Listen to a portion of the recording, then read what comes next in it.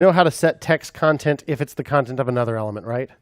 But the way that we had these when using inner HTML, you may remember we had a span that had the level, then we had comma space that was kind of in its own weird little node here. And then underneath that we had the other span.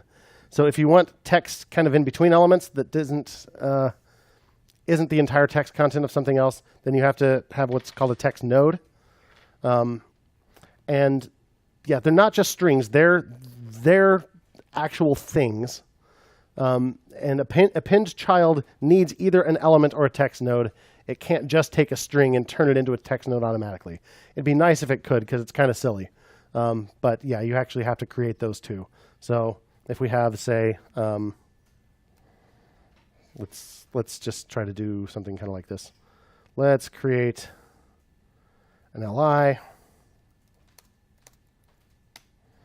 Let's create a span.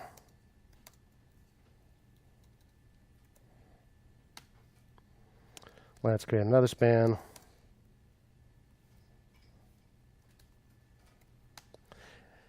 And we want something in between the two spans. Let's say span.textContent equals fireball. Span2.textContent equals level 2. I say item.appendChild span. And then maybe I want a comma and a space in between them. I cannot just say item.appendChild comma space. That comma space has to be some kind of node, right? Is not of type node.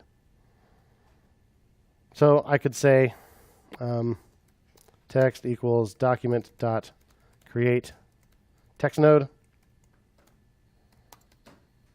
comma space, item.appendChild text, item.appendChild span2. Then I could throw that on the page. So now let's look at our item. Now our item has 3 nodes in it. 2 of them are elements, the other one is just text. Yeah. Say again? Why don't you just create another span? You could do that too. That also works. But it could also be a text node. If you don't need an element there, if you never need to be able to target it for CSS or anything, then it could just be text. Like when we did inner HTML, it was just text. I didn't have it inside a tag. But you could totally just create another element. But you don't necessarily need to. But yeah, that's what you'd have to do.